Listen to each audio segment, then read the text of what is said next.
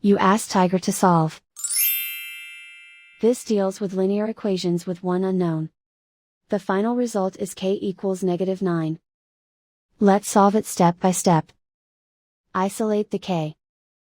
Divide both sides by -2. Cancel out the negatives. Simplify the fraction. Move the negative sign from the denominator to the numerator.